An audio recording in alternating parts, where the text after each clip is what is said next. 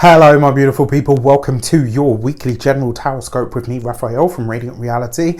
It's an absolute pleasure to have you. Thank you so much for being here. Thank you so much for joining me. Quick note, remember these readings are the general energies, trends and themes that we're likely to be experiencing over the course of the week. They are always informed by my intuitive message. So every week I will go into my intuition and I will ask what the message is that we need to know. Sometimes it will be a string of words like a sentence. Sometimes it will be a picture. Sometimes it will be a color, a feeling, an energy. Sometimes it's like a mini movie that plays out in my head. That is a little peek or an insight into where those intuitive messages come from. With that said, before we start, as always, I would like to bless my decks of cards with all forms of love, light, peace, prosperity and abundance, and I pray that the messages that come through are ultimately clear and concise and they help us all on our paths to our highest vibrational good. As you can hear, as you can see, I am feeling so much better. Thank you so much to all of you that sent healing vibes, good messages, lots of emails, lots of comments and stuff. It really does mean the world that you guys think so highly of me, and from my heart to yours, I really cannot thank you enough. With that said, this week your intuitive message when I went in and asked for it was draw a circle and release what binds. So this is another, it's kind of like a lofty way of saying this is a week to make certain cuts, whether these are friends, ties, emotional ties, familial ties, whether they're financial things, anything that binds you in a sense or holds back from you what is for your highest good or what you are trying to achieve to welcome into your life. If it's not serving its purpose, if it is not allowing or assisting you to grow, then it's time for you to release it. And the draw a circle part is, this comes from a very old set of customs that are kind of boiled down to one. That's the way that I understood it. And it is that you have to draw a circle around yourself and your loved ones. And anything that is outside of that circle, quite frankly, doesn't exist. All right. So yes, you could see this as a form of protection, but it's more than that. This is about you being honest and intentional about what and who you have in your life and the things that you consume. You know, the coaching world talks a lot about this, and they say, like, you got to be intentional about the people that you connect with and what you see on your feed every single day. That actually stems from a whole bunch of spiritual concepts that have been boiled down and in some way kind of bleached off.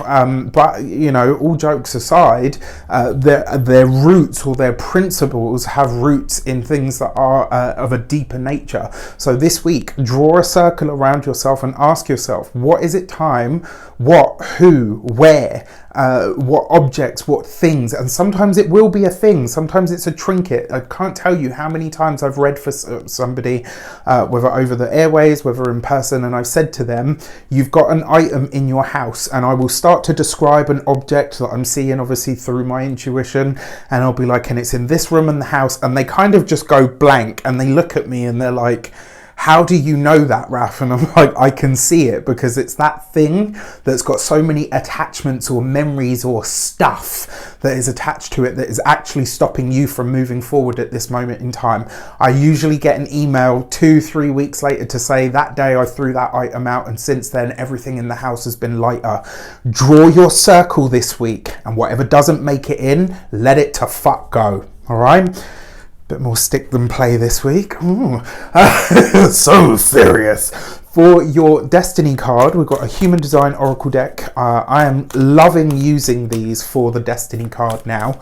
I'm just getting more and more into it because a lot of what I'm doing is changing and evolving. And ultimately that is how it should be, right? So for our destiny card, ooh, if he doesn't throw them all over the place, and it seems to be because that one wants out. What are you? The Gate 56 and Storyteller. And the message behind this card is, so this week our destiny energy is to remember the stories that sing within our blood, whether these are your ancestral stories, whether these are your personal stories from the life that you've lived this time round, right? So whether this is from your childhood, whether this is from some deep ancient part of you that comes from another time and another place. This is about cultivating and understanding what has gone into making you who you are. So this week, your destiny is to remember who you are. It's to tap into your deep wisdom wisdom that sings within your ancestry and your blood, and it's about time that you started rewriting the story or the narrative that you're living in line with the purpose that you believe you are here to be having and to be fulfilled. Deep messages this week, right? Really deep messages.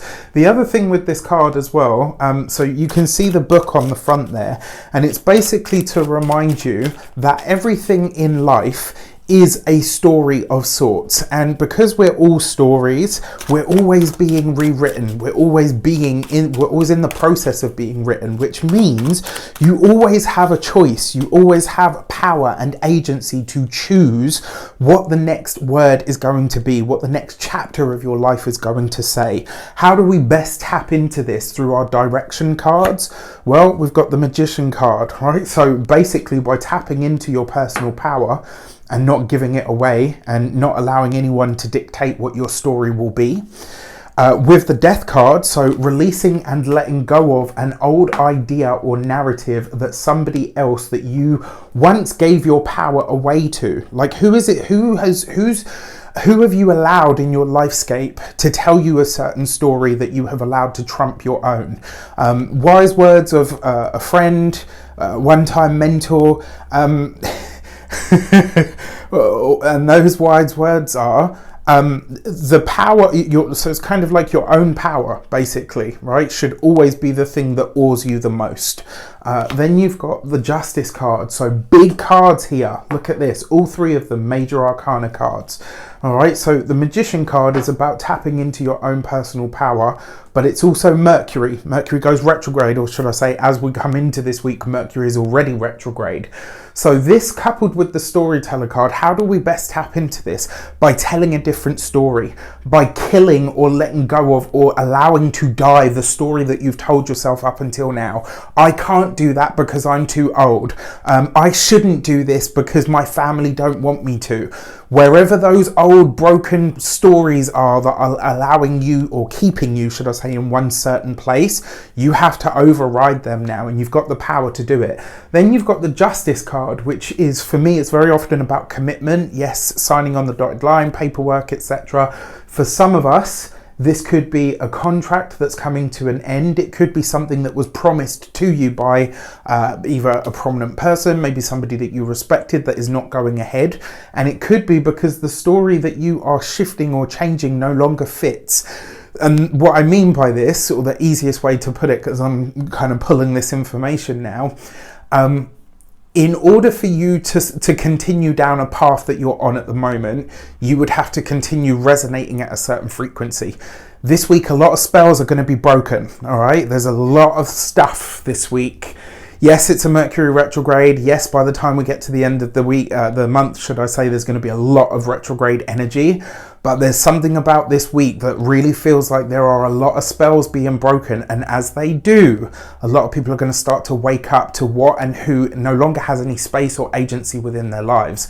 This triplet then really speaks to the fact that some tie that binds, or some contract that was either going ahead that relied on you being at a certain lower level of knowledge, can no longer perpetuate in your life. It's up to you, right? And the thing about the Death card is, yes, the Justice card can represent a decision that is made or a commitment that is made, but the Death card also speaks to commitment, because it speaks to a choice that you're offered.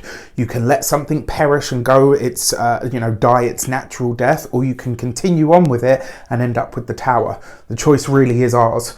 For the Insight cards, what are coming in? It's interesting here as well in the UK. We've just been given a new Prime Minister, which is, it's all just such a fucking sham. It really is. It's like every time somebody has, one of our prime ministers gets caught out doing something, or to be honest, they get tired of doing the job and they can't be bothered, some scandal comes along and they end up being ousted by the next person that wants a turn at the seat of power. It's a load of crap that passes hand to hand, and it really is all about keeping the people at the top in power. Nobody gives a shit about the small people at the bottom, and I'm calling BS, quite frankly, as a lot of people are at the moment. But as I said, a lot of spells are going to be broken this week, and I wouldn't be surprised if the lady that they've just put in power in Britain doesn't last very long. For the insight cards, what are the energies that are coming? Sorry, you guys know me, I never really talk about politics, but I'm getting to this place now where I'm going to start being more intentional and more vocal about the things that I think and feel. You know, I've had a whole lot of throat chakra stuff going on recently, as I'm sure you're all aware, and my voice, if you've been with me long enough, you know is my warning system, and maybe a big part of that is because I'm choosing not to tell certain stories that I know need to be told. For our insight cards, we've got the 9 of Swords, we've got the 9 of Pentacles, so 2 9s represents receipt, and then we've got the 6 of Cups. All right, it's an interesting set of energies. So the first thing that I want to say here as well, all right, in terms of the insight, as in what's coming in, with the 9 of Swords and the Storyteller card, we're really being asked to think about where we are allowing ourselves to be trapped in here and where we are making it worse than it actually is. Where are you blowing something out of proportion, all right, in line with the story that you're telling yourself? With the 9 of Pentacles, this is worry or concern about hard work, all right? So worry or concern, 9 of Swords, about hard work, the 9 of Pentacles, that has been something that's been a labor of love, something that's taking maybe a lot more time than you had imagined, something that is really, you know, something that you've wanted to do for a long time, something that has been seeking expression through you, that you have worried about how much hard work this is going to take. I don't know if I'm going to be able to do it. Right? You got to let all of that stuff go now. You can't think too much about what the finished product is. You have to look at the detail. We're in Virgo season. This is about the small steps that end up making up the big whole. The other thing with the 9 of Pentacles as well, 9 of Pentacles literally represents Venus in Virgo. As we're in this week, in fact, as of the week before this reading, Venus moved into the sign of Virgo, right? So we're all under this energy. And yes, while Venus is technically in its full in the sign of Virgo, it does actually do good work, but it does more practical work. All right, so this week it's not just about the concepts, it's about the story and the words, it's about the narratives, it's about all of the things that feed into the grand tapestry. This week you really do have to pay attention to this stuff, and you've got to draw your circle so that you can release what binds. This is the week to do what Virgo does best, to separate the wheat from the chaff. What is useful and what is not. That is as simple as it gets this week. All right. With that said, I wish you all an abundance of all of that good stuff. Have a fantastic week. Let me know in the comments how it shapes up. Take care, and I'll see you soon.